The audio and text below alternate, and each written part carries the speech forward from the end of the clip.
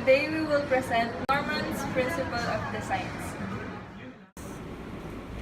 According to the revised book, which is Design of Everyday Things by Don Norman, these are the 7 principles. First one is using knowledge in the head and in the real world.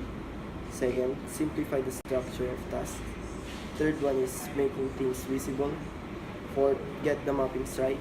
Fifth, exploit the power of constraints. Sixth, design for errors. And the last one is, when all else fails, standardize. First principle, using knowledge in the real world and in the head. It states that people learn better when the information needed to complete a task is readily available to them. The text should be minimal, keep it simple and short, while the language should be clear and concise. Alerts and prompts will help guide users through the system. Keyboards, shortcuts, and manual controls improve performance for expert users but should never be used as the only way of carrying out important tasks. So example na lang yung unang picture. Nababiolate niya ba yung unang principle o hindi? So, sinusunod niya yung unang principle kasi yung sign na yan, pinapakita niya na pag may sunog, dito agad yung labasan. Yung words niya madaling maintindihan, which is in case of fire, do not use elevators. Gagamitin lang yung hagdan. So sa pangalawang picture, may mapapansin tayong signage doon na kapag nakita natin, doon mababaling agad yung tingin natin. Tsaka malalaman natin kung ano yung sinasabi niya. So ang nakalagay sa signage ay caution wet floor. Base sa knowledge natin mga tao, kapag may nakita tayong kakaiba, yun agad ang mapapansin natin. Kaya makita natin agad na may signage doon. The second principle is simplify the structure of tasks. This is where the designers should try to minimize the amount of irrelevant information in their designs. Designers should also be able to use features like tooltips and history to help aid memory for the users. Sa unang photo, it follows the second principle kasi merong mga arrows na nagpo-point sa kung ano ang dapat gawin ng mga tao na gustong mag-alert kung may sunog sa building. The second photo also follows the second principle dahil may sa elevator meron lamang up and down buttons na nagpapadali sa mga users na maintindihan kung ano or kung saan patungo ang mga elevators na natatanging pataas at pababa lamang. The third principle is make things visible. This is where the designer should make the design of the application have commands and tasks that are visible for the users, and it is not hidden or placed in anywhere that the user would not expect the button to be. Sa unang example, which is the first photo, it follows the third principle dahil mayroong building na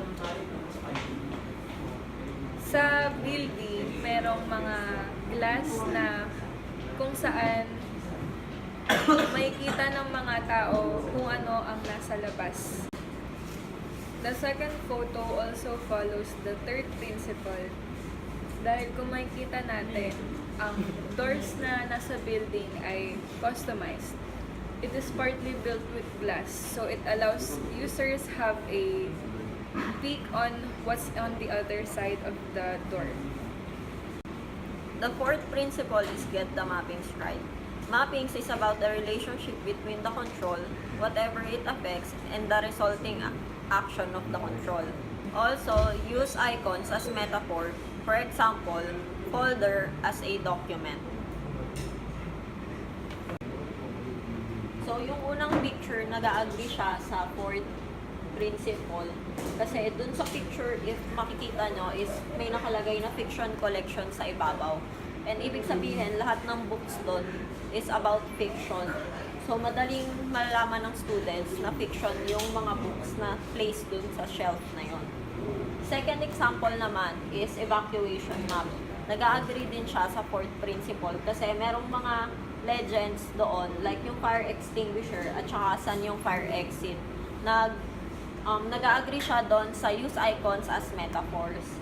Tapos, yung sa last picture naman is nag-agree din siya kasi sabi sa mappings, controls must be arranged in a manner that is related to the real world. So, sa third picture, mauuna yung fire extinguisher before dun sa fire exit. Kasi, syempre, pag may sunog, dapat maggamit muna yung fire extinguisher bago ka umexit. The fifth principle is exploit the power of constraints. Constraints prevent or error from occurring by taking the control out of the hands of the users. The user should also feel that there is only one outcome of the action they are about to take. So, yung first picture, nag-agree siya kasi yung dun sa picture, makikita na before ka mag-like or mag-view ng isang page, kailangan mong mag-login muna sa Facebook. So, may constraint siya na kapag hindi ka naka-login, hindi mo magagamit yung site.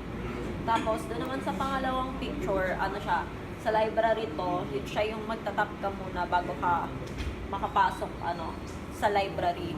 So, may constraint din siya kasi hindi mo magagamit yung facilities ng library, yung books ng library, kapag hindi ka nag-tap or nag-login.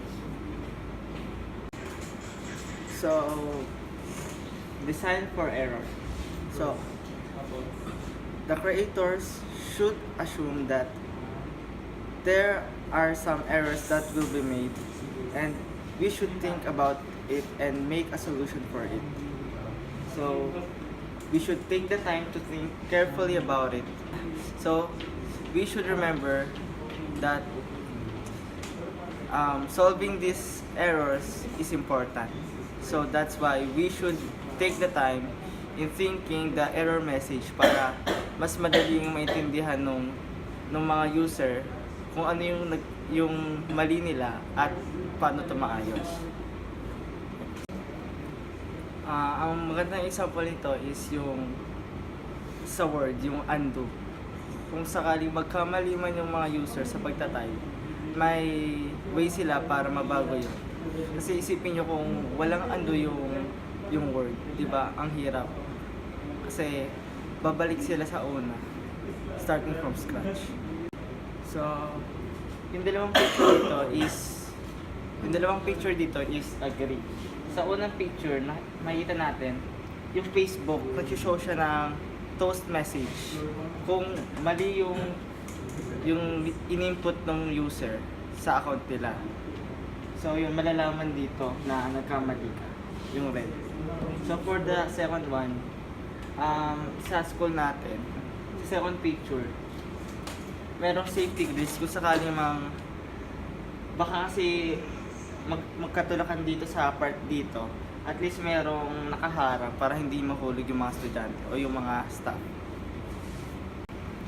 So for the last picture, makikita natin dito na yung library natin is merong lost and found. So kung sakaling mawala naman ng gamit yung mga estudyante, at least alam nila kung saan sila pupunta. So for the last principle, when all else fails, standardize. So don't reinvent the wheel. If there isn't a quicker, easier, or simpler way to carry out the task, then tap into the learned knowledge and behaviors the user has already acquired. So basically, dito, ang sinasabi lang naman, tuwing gagawa ka ng mga design at iba pa, dapat yung mga sanay na yung user at familiar na sila. So, dapat consistent tayo. So, sa last picture, hindi niya pina-follow yung principle. Kasi, ang pina-focus natin dito is yung color. hindi siya consistent. Tingnan nyo dito. Puti, tapos may black dito. Tapos sa ibang part naman hindi. So hindi siya nagkakatugma. At kung iisipin natin to sa design ng UI ng isang app sa cellphone, mahihirapan yung mga user kung iba't iba yung mga design at yung function ng isang app. Malilito sila. So, sa isa namang picture, agree. Kasi makikita natin yung design for the doors is magkapareho talaga. Simula sa color ng glass, sa design ng doorknob, sa color ng pinto mismo. Basta sa overall na itsura, magkamukha sila. So, sinusunod niya dito yung principle. So, yun yung 7 na principle. Yun lang po. Salamat.